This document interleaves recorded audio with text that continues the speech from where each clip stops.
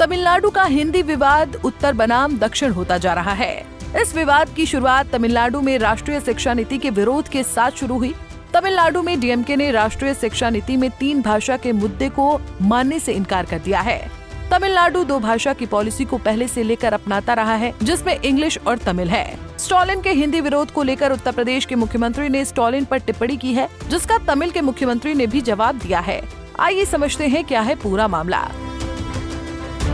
दरअसल तमिलनाडु के CM Stalin ने राष्ट्रीय शिक्षा नीति में 3 भाषीय फॉर्मूले को राज्य में लागू करने से मना कर दिया है। इस पर उत्तर प्रदेश के मुख्यमंत्री ने कहा कि जब उन्हें लगता है कि उनका वोट बैंक खतरे में है, तो वो विभाजन पैदा करने की कोशिश करते हैं। सीएम योगी ने 3 भाषा विवाद पर स्टालिन पर निशाना साधा है, लेकिन अब तमिलनाडु के मुख्यमंत्री ने इस बात का जवाब दिया है। तमिलनाडु सीएम ने साफ कहा है कि तमिलनाडु की 2 भाषा नीति और निष्पक्ष परिसीमन पर निष्पक्ष और दृढ़ आवाज पूरे देश में गूंज रही है और भाजपा स्पष्ट रूप से घबरा गई है। बस उसके नेताओं के साक्षात्कार देखें और अब माननीय योगी आदित्यनाथ हमें नफरत का व्याख्यान देना चाहते हैं। हमें छोड़ दें, ये विडंबना नहीं है, ये राजनीतिक ब्लैक कॉमेडी का सबसे काला दौर है। हम किसी भी भाषा का विरोध नहीं करते, हम थोपने और अंतर्राष्ट्रवाद का विरोध करते हैं। ये वोट के लिए दंगा करने की राजनीति नहीं है, ये सम्मान और न्याय की लड़ाई है।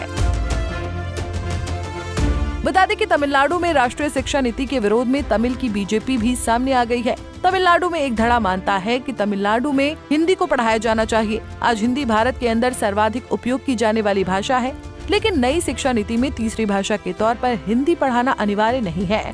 ऐसे में भारत के लगभग सभी राज्यों की अपनी बोली और भाषा है, लेकिन बावजूद इसके तमिलनाडु में ही हिंदी का सर्वाधिक विरोध देखने को मिलता है। इसके पीछे तमिलनाडु का राजनीतिक इतिहास है। ये इतिहास भारत की आजादी से भी पहले का है। तमिलनाडु में हिंदी विवाद की जड़ें बहुत गहरी और पुरानी हैं। इसकी शुरुआत मद्रास प्रेसिडेंसी में 1937 के चुनाव से होती है। ये चुनाव भारतीय राष्ट्रीय कांग्रेस ने जीता था। 14 जुलाई 1937 को राजाजी मुख्यमंत्री बने। वो दक्षिण भारत में हिंदी प्रचार करने के समर्थक थे। इस बीच उन्होंने कई स्कूलों में हिंदी भाषा को पढ़ाने पर जोर दिया।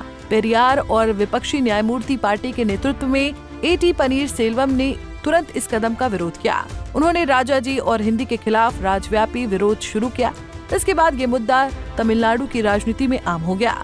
नया संविधान 26 जनवरी 1950 को प्रभावी हुआ। 1965 के बाद हिंदी को एकमात्र आधिकारिक भाषा बनाने के लिए भारत सरकार ने कई गैर हिंदी भारतीय राज्यों को स्वीकार्य नहीं था, जो अंग्रेजी का निरंतर उपयोग चाहते थे। डीएमके द्रविड़ कज़ागम के वंशज ने विपक्ष को हिंदी का नेतृत्व किया।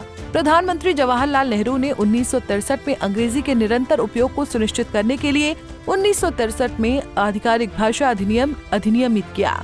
1967 में आधिकारिक भाषाओं के रूप में हिंदी और अंग्रेजी के अनिश्चित उपयोग की गारंटी देने के लिए इंदिरा गांधी की अध्यक्षता वाली कांग्रेस सरकार ने आधिकारिक भाषा अधिनियम में संशोधन किया। तमिलनाडु में ये 2 भाषीय फॉर्मूला चलता है, जिसमें हिंदी और अंग्रेजी 2 भाषाएं हैं।